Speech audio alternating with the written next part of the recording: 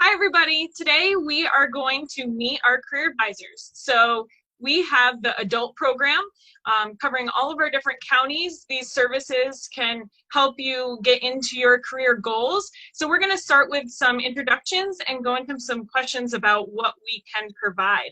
So my name's Brianna Reppard. I am the Workforce Director for TreeHub's Workforce Development Program, and I get to oversee all of the great things that our staff can provide for you. My name is Kathy Wagner. I'm with the Wyoming County Workforce with TreeHub. I've been with the Workforce Department for 20 years now. I've done just about every role in every case program, case manager for all the programs over the 20 years that I've been here. So I find it very rewarding, and I'm excited to continue my journey here. Thank you, Kathy. I'm Paula Shoemaker, Susquehanna County TreeHub Workforce.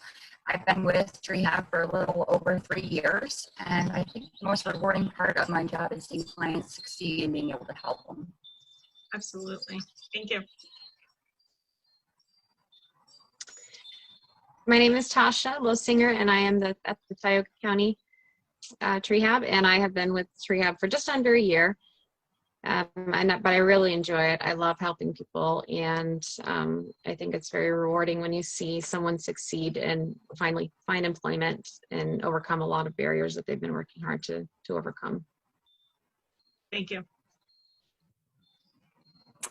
Hi, I'm Tamara from the Sullivan County TreeHub office. I have a bachelor's degree in business, so I'm relatively new to the human services field, but I'm really enjoying helping people and networking with local employees and employers in Sullivan County. Great. So now we'll dive into what services and how to get started. So the first question is, how does someone know if they're eligible for services? Tasha? Well, the adult program is income-based, and we just need to collect the income. That's how we decide. The household income has to be below the 235% poverty guideline, and we determine that with income, your total income. That's from employment, receive Social Security, and we would need to obtain at least 6 months of pay stubs if you are working.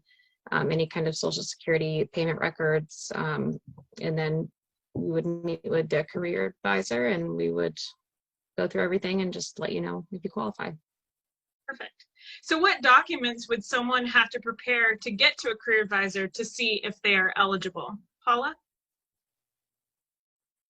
Some of the documents that we would need would be 6 months of income, pay stubs, child support, Social Security income. You might have gas royalties. We would also have to include that for the adult program. Family size, whether it be blood or marriage. We would need birth certificates for everyone in the household. The individual applying would actually need their birth certificate, Social Security card, driver's license. If it's a male, we would need a selective service verification. If you don't have that, that's something that we can also pull up online for you. If you receive food stamps, we can get that off the Compass, your Compass account, or if you can get it put out from your CAO, would be the main documents that we would need to verify. Perfect. That doesn't sound too hard. So what type of services would a participant receive in the adult program? Tamara? The adult program has 3 primary tracks that a participant can choose upon enrolling. Job search assistance, where a career advisor would help with resume writing, developing additional workplace skills, interviewing preparation, and job searching until sustainable employment is found. The second track would be on-the-job training, where you receive the same services as the job search assistance, but an employer is found in a field of interest and a request is made for on-the-job training. The OJT is subsidized employment through the adult program to help offset costs associated with training. And the goal would be that once the OJT ends, the employee would stay gainfully employed.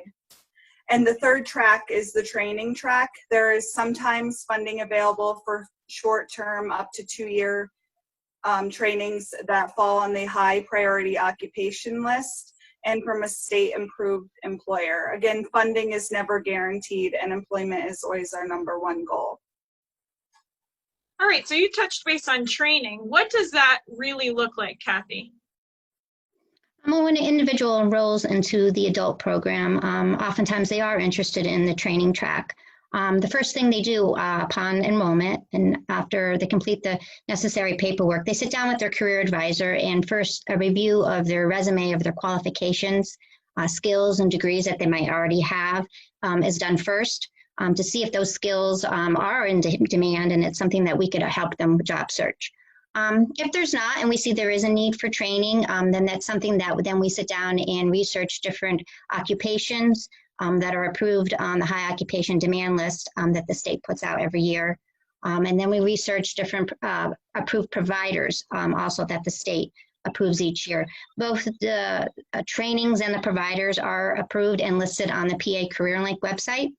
All of our programs are run through the PA Career Link. So if you're interested in seeing what occupations and providers, you can always hop on that website to look.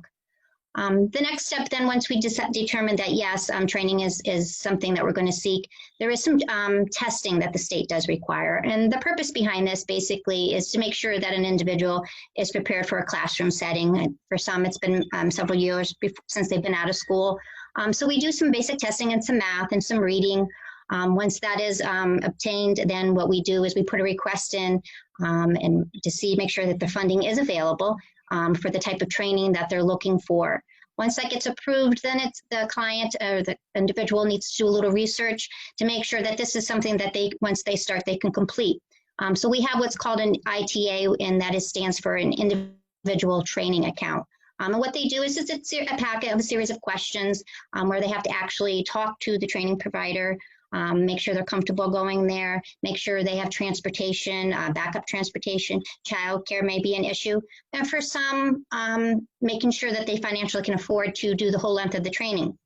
Some trainings are 6 weeks, some are 2 years. So a lot of that needs to be planned out and taken in consideration. So that is the purpose of the ITA packet. Once that is complete, then what we do is we start contracts with the provider. Timesheets are established with the client, and then training can begin. Timesheets do have to be an ongoing thing throughout the entire length of the training, as well as contacts and updates from the school, as well as the individual. Once the training is complete, we do get the certifications. The client comes back in, meets with the career advisor. We update the resume, add that new skill and certification or degree that they may have, and then we begin a new job search process and help them find new employment. And hopefully the goal is to utilize the new skills that they have obtained throughout the training. So as you can see, it's a little bit of a process.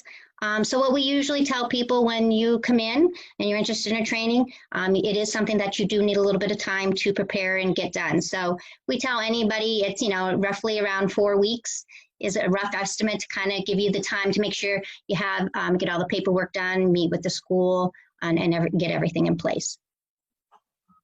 All right. So you touched a little bit about this, but so during training, what kind of support does a career advisor offer a participant, Paula? Offer job search. So when they're closer to completing training, we can, have things lined up that they can possibly look into. That's great. We collect all of their timesheets on a weekly basis. We try to get their grades depending on the term of the training that they're doing. So timesheets are a must.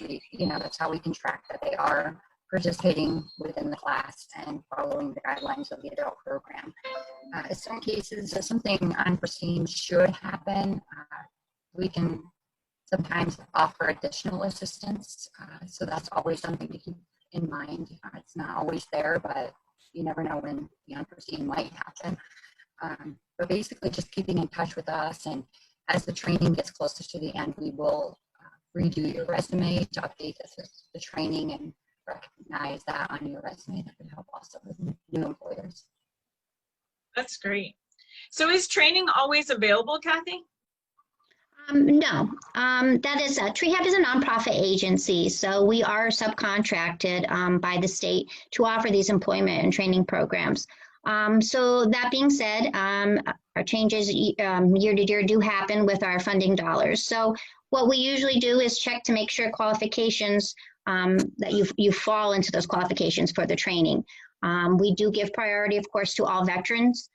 So that's something that we take into consideration too when reviewing certain amount of money for training. The program is always designed to help people. So if training is not an avenue or a track that we can possibly do, maybe an OJT might be a little less funding. That might be an avenue that we may be able to take a look and see if that would help you. And OJT is what stands for an on-the-job training contract. And basically what that means is you might have a skills certification that might be very useful to an employer, and you might just need a little bit more training. So being that we are career advisors, we are very familiar with local employers. A lot of times they network with us and inform us of different positions they have open. So we could suggest maybe set up an interview for you for position with that local business. They may like you, and we may be able to establish an OJT contract with them where we would pay 50% of their salary for a certain time period to obtain that additional training or their skills that they need for the job. So that's also another avenue to take too, besides just regular pre-vocational skills training. And third, another option is if those two, the bottom line is we're here to help people no matter what. So sometimes just coming in and getting an idea and getting your resume formatted differently, or coming in and helping you network. Like I said, we have a lot of employers that utilize the CareerLink system to post a job. So we're familiar with positions that were open in the area. So just another set of eyes and somebody else to help you network can really be beneficial in the program as well. One way or another, we're all here to help everybody, and that's what we set out to do. That's great. Having a contract with a local employer sounds like a great opportunity. So what other opportunities are available through TreeHab to link with local employers, Paula? Yeah, the option for the OJT, the on-the-job training, is a big one. TreeHab is one of the first ones to know about any new positions in the area. And obviously with all different counties all over and connecting together, sometimes just working with all of us together, we can, reach another county that might be outlying, see what kind of employers they have. But with the on-the-job training, we can help prepare you for that interview, for tapping into any of the new jobs that might be coming out. So the information that we get a lot of times for the first ones, so it helps in preparing for a job and just practicing interviewing and updating your resume for that position is something that we can assist with. Absolutely. So once someone gets employment, how can a career advisor continue to assist them, Tasha? Oh, I think you put yourself on mute. Sorry about that. That's all right. Well, as a career advisor, we maintain monthly contacts after they do obtain employment, just to make sure everything's going good with their employment. And issues can arise with any employment. So if that happens and they need to restart job search, that's always an option, and we can help with that too. So just maintaining contact is really important, because you never know what can happen. So. Absolutely. So with this pandemic, how does everything look right now, and how are you still able to provide services, Tamara? So we have been able to utilize the mail or scanning to get documents between career advisors and clients. We're also able to use like Zoom or Skype technologies to have enrollment meetings. And if someone has limited access to technology, we've been able to be really intuitive with ways to still remotely serve clients. We don't want anyone to feel like this isn't the right time to enroll because of the pandemic. We're still here to help. That's great to hear. What other benefits does the adult program provide?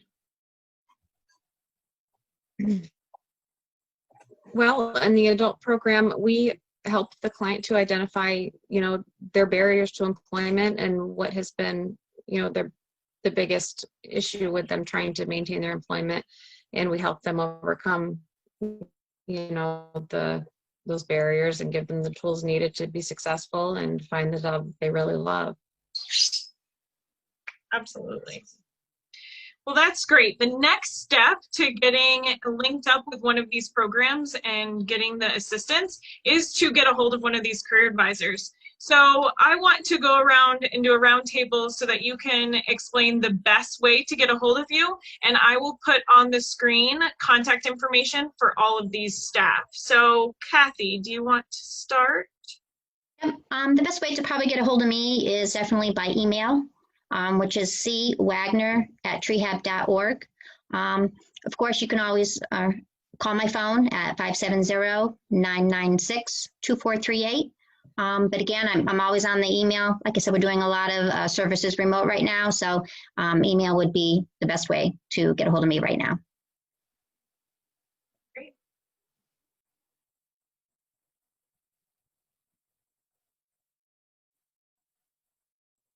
Tamara? So best way to contact me would be same as Kathy with the email thess@treehab.org, or leaving a message on the office phone number and I'll get back to you.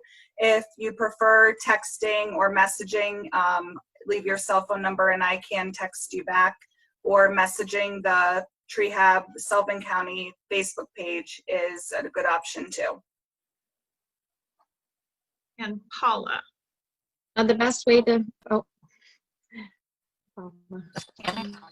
That's way to reach me. Normally would be email to shoemaker@treehab.org, or you can always leave a voicemail at 570-853-1104. We also have the Susquehanna County Treehab workforce page, so you can always message on there, and we're sure to get right back to you as soon as we can. Perfect. And wrap up with Tasha? The best way to reach me would be through email, and that's tlosinger@treehab.org, or you can call the office phone. That's 570-724-1939, and that's extension 226. That's great. So the staff did mention our Facebook pages. They are updated daily with new information about unemployment, new hiring events, any job postings that we see, and then we also are able to provide some virtual workshops on that platform as well. So please check out all of our Treehab workforce pages and contact us with any questions that you may have. We appreciate you tuning in and we look forward to working with you. Bye, everybody. Thank you. Bye. Thank you. Thank you. Bye.